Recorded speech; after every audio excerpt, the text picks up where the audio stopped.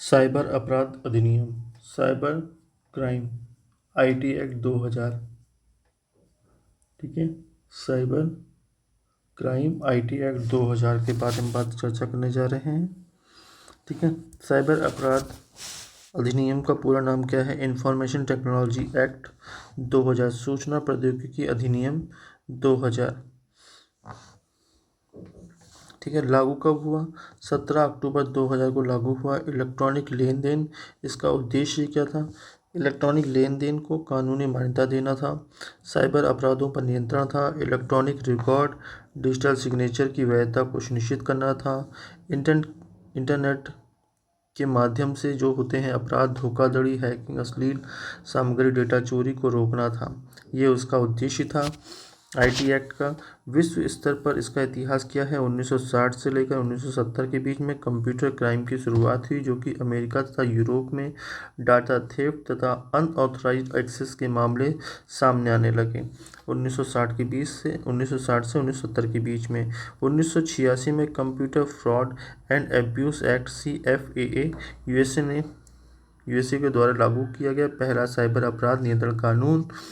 ठीक है। 1996 में अनक्रिटिकल मॉडल लॉ, संयुक्त राष्ट्र अमेरिका ने इलेक्ट्रॉनिक कॉमर्स को वैधता देने हेतु मॉडल ये लॉ जारी किया गया। ठीक है। मोस्ट इम्पॉर्टेंट बन जाता है क्योंकि इसी की तर्ज पे भारत में भी ये आईटी एक्ट लागू किया जाता है 2000 में। 1997 से 1999 बीच विश्व के कई देशों ने अपने कानून बनाए, जिसमें कि ब्रिटेन है, ऑस्ट्रेलिया, कनाडा आदि ने कंप्यूटर के मिसयूज को एक्ट में पारित किया। 2000 में भारत में आईटी एक्ट पारित किया गया। भारत ने अनक्रिटिकल मॉडल लॉ के आधार पर ही अपना कानून सूचना प्रौद्योगिकी अधिनियम 2000 लागू किया। भारत का अगर इतिहास के बारे में करें, इसके विकास के संबंध में 1998 में एक प्रारूप तैयार किया गया। इलेक्ट्रॉनिक कॉमर्स को वैधता देने हेतु वैधिक तैयारी हुई। 2000 में 9 जून 2000 को संसद में पारित हुआ। भारत की संसद में इंफॉर्मेशन टेक्नोलॉजी बिल 1999 पारित हुआ। आपसे पूछेगा इंफॉर्मेशन टेक्नोलॉजी बिल कब पारित हुआ, तो 1999 में पारित हुआ। लागू कब हुआ?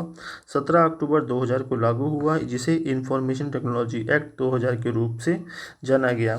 2008 में संशोधन किया गया, जिसे कहा गया आईटी अमेंडमेंट एक्ट 2008। इसमें नए अपराध को जोड़ा गया, cyber terrorism, child pornography and data thief आदि को जोड़ा गया। इसका प्रमुख उद्देश्य क्या था आईटी एक्ट का? इसमें ई रिकॉर्ड्स तथा ई सिग्नेचर को कानूनी मान्यता देनी थी। साइबर अपराधों पर नियंत्रण था। ई कॉमर्स तथा ई गवर्नेंस को बढ़ावा देना था। कंप्यूटर नेटवर्क की सुरक्षा सुनिश्चित करनी थी। न्यायाधिकरण तथा अपील निकायों की स्थापना करनी थी। आईटी एक्ट 2000 के संबंध में अध्याय और धाराएं की बात की जाए तो इसमें अध्याय हैं 11 और धाराएं हैं 90। ठीक है।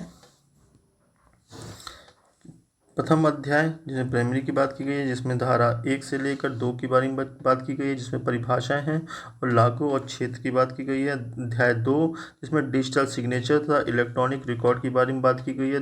धारा 3 से लेकर 10A तक ये मोस्ट इंपॉर्टेंट हो जाता है, जिसमें इलेक्ट्रॉनिक हस्ताक्षर और रिकॉर्ड की वैधता के संबंध में बात की जाती है।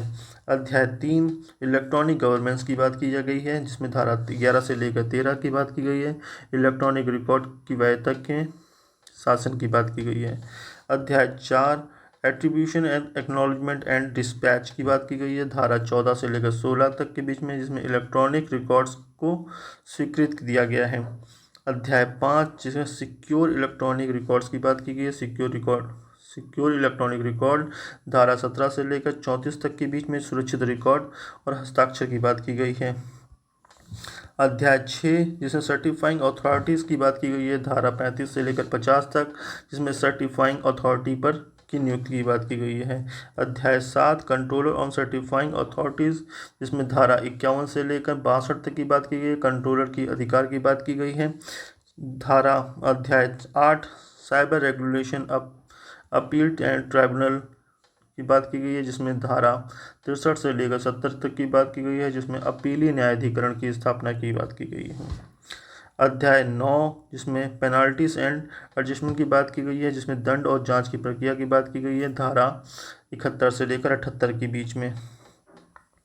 अध्याय 10 जिसमें ऑफेंस की बात की गई है, धारा 79 से लेकर 85 के बीच में, जिसमें अपराधों से संबंधित धाराओं की बात की गई है। और अध्याय 11 मिसलेनियस विविध, जिसमें 19 धारा 86 से लेकर 90 तक विविध प्रावधान की बात की गई। इसमें कुल अध्याय हैं, टोटल अध्याय 11 हैं, इसमें धाराएं हैं 90। प्रमुख धाराओं की बात की जाए जिसमें कि धारा 43 पोस्ट बॉन्ड बन जाता है, बिना अनुमति के कंप्यूटर डेटा एक्सेस करना धारा 43 में आता है।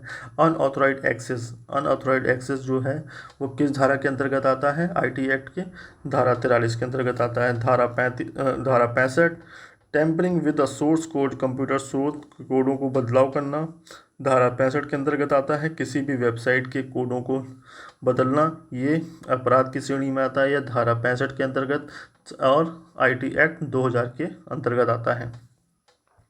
66 में हैकिंग के संबंध में बात करिए, किसी कंप्यूटर सिस्टम में सेंध लगाना धारा आईटी एक्ट 2000 के तहत धारा 66 के अंतर्गत इसकी बात कही गई है। 66C में क्या कही गई है? आइडेंटिटी थेफ्ट, मतलब किसी की आइडेंटिटी को चुराना, क्या बात कही गई है? 66 धारा 66C में कही गई है। डी में क्या कहते हैं? चीटिंग बाय द पर्सनेशन, धोखाधड़ी हेतु नकली पहचान बनाना। ठीक है, किसी की पहचान को चुराकर धोखाधड़ी करना धारा 66D के अंतर्गत आता है, जो कि आईटी एक्ट 2000 के अंतर्गत आता है। धारा 67 पब्लिशिंग ऑप्शंस एंड कंटेंट, अश्लील सामग्री प्रकाशित करना धारा 67 के अंतर्गत आता है, आईटी एक्ट 2000 के तहत। 67A में सेक्सुअल एक्सप्लिट यौन सामग्री का प्रकाशन 67A के अंतर्गत आता है। 67B के चाइल्ड पोर्नोग्राफी, जिसमें बच्चों से संबंधित अश्लील सामग्री की बात की गई है। और 69 धारा पावर ऑफ इंटरसेप्ट,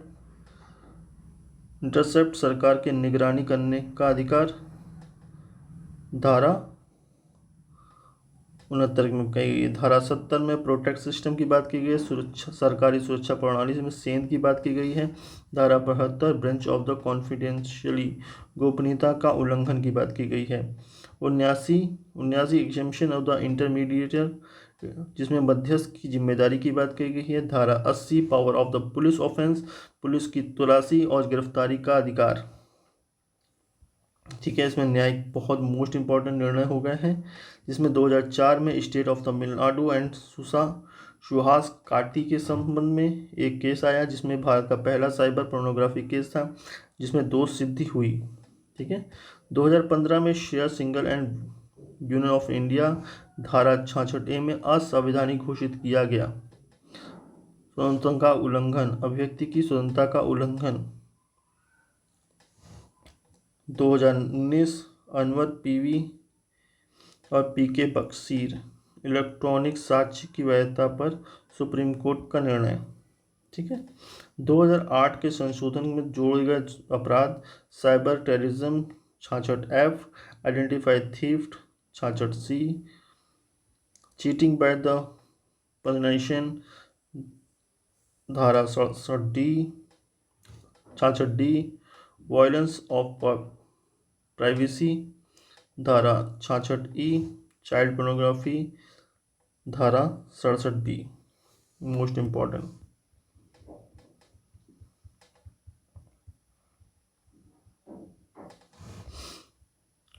अब इससे संबंधित कुछ प्रश्न उत्तर। सूचना प्रौद्योगिकी अधिनियम भारत में कब लागू हुआ? 17 अक्टूबर 2000 को लागू हुआ। सूचना प्रौद्योगिकी अधिनियम 2000 कुल कितने अध्याय हैं? 11 अध्याय हैं। आईटी एक्ट में कुल कितने धाराएं हैं? तो आईटी एक्ट में लगभग 90 धाराएं हैं। सूचना प्रौद्योगिकी अधिनियम 2000 में मुख्य उद्देश्य क्या है? इलेक्ट्रॉनिक लेन देन की वैधता देना है। आईटी एक्ट किस मॉडल लॉ पर आधारित है? तो uncritical model law of the e commerce पर आधारित है, जो कि अमेरिका में पारित हुआ था 1996 में 96 में। भारत सूचना प्रौद्योगिकी अधिनियम किस वर्ष संसद में पारित किया गया? तो ये पारित किया गया 1999 में पारित किया गया, 2000 में लागू किया गया। आईटी एक्ट संशोधन कब किया गया? आईटी एक्ट संशोधन 2008 में किया गया। भारत का पहला साइबर अपराध केस कौन सा है? तो सुहास एंड कटी केस है, जो कि 2004 में आया था। ठीक है। धारा 66 इससे संबंधित है। धारा 66 ये संबंधित है हैकिंग से संबंधित है। धारा 66A को किस केस से संबंधित किया गया है, तो ये 66A है श्रेया सिंघल बनाम भारत संघ के से संबंधित है, जिसमें पोर्नोग्राफी से संबंधित है।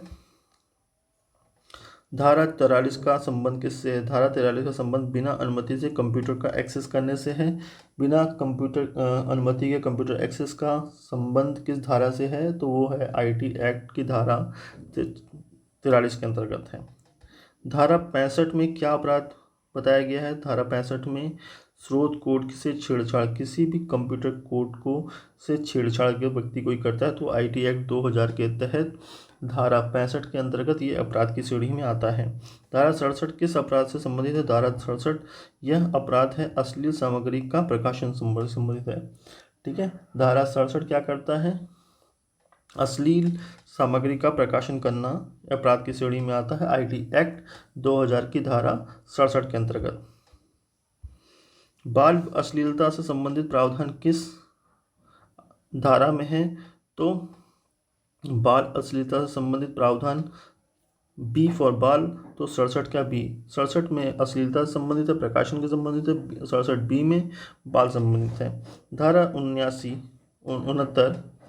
धारा 69 के अंतर्गत सरकार को क्या अधिकार है? धारा 69 को आईटी एक्ट के तहत, आईटी एक्ट 2000 के तहत, धारा 69 के तहत निगरानी व जासूसी करने का अधिकार है। साइबर अपराध किस धारा के अंतर्गत आता है? तो साइबर आतंकवाद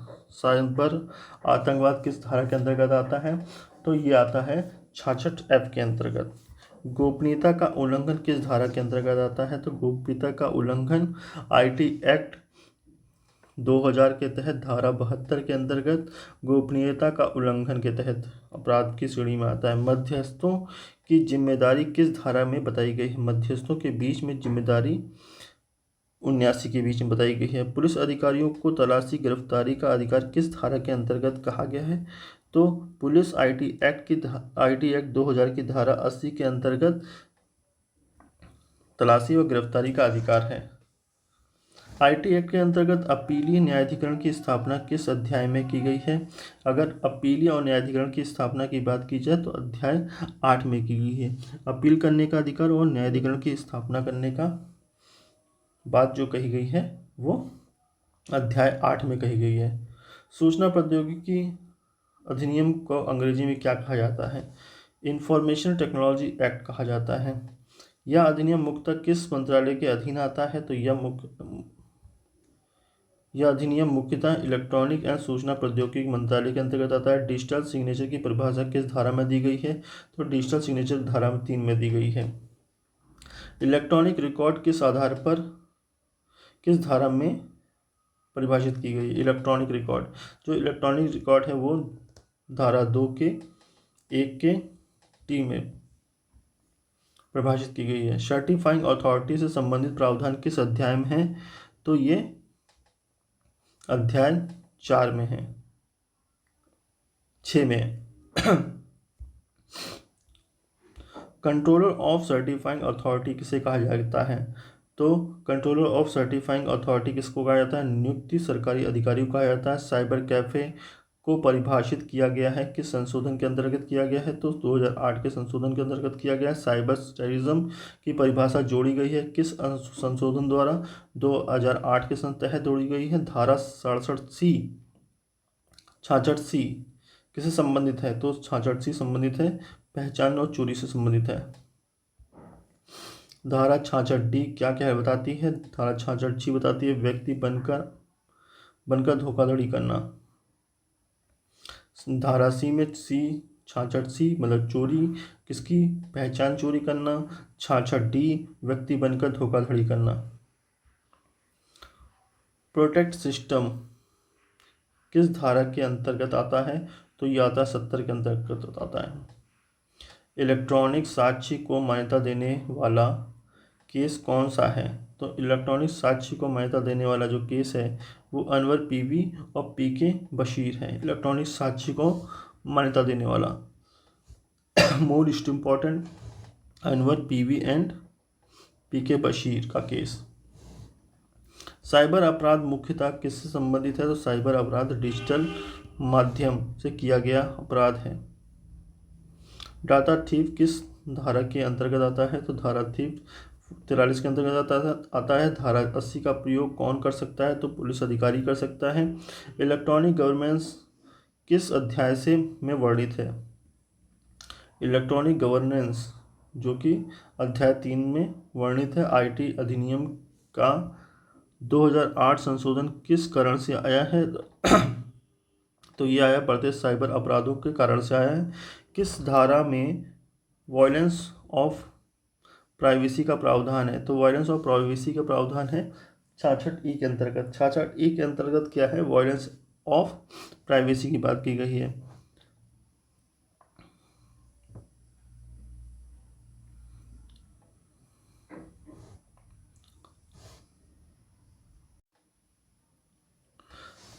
एडजुडिकेटिंग ऑफिसर की नियुक्ति करने का अधिकार किसे है? तो को है, सरकार को है। सरकार को। आईटी एक्ट का नियंत्रण किस निकाय के पास है? तो आईटी एक्ट का नियंत्रण control of certifying authority CCA को है। सीईआरटी इनका पूर्ण नाम क्या है? CERT computer emergency response team India है। इलेक्ट्रॉनिक सिग्नेचर किस धारा के अंतर्गत आता है? तो सिग्नेचर आता है 3A के अंतर्गत। धारा 70 के अंतर्गत प्रोटेक्ट सिस्टम का उल्लंघन क्या कहलाता है? यह एक साइबर आतंकवाद है। आईटी अधिनियम का अध्याय 9 किससे संबंधित है? तो यह अध्याय संबंधित है दंड और न्याय निर्णय से संबंधित है। आईटी अधिनियम के अंतर्गत दंड का निर्धारण कौन करता है? तो दंड का निर्धारण करता है एडजुडिकेटिंग ऑफिसर करता है। साइबर कैफे रूल किस वर्ष आया है? 2008 में आया है। साइबर कैफे रूल 2011 में आया है। 2008 में संशोधन आया था, इसमें कुछ अपराध जोड़े गए थे।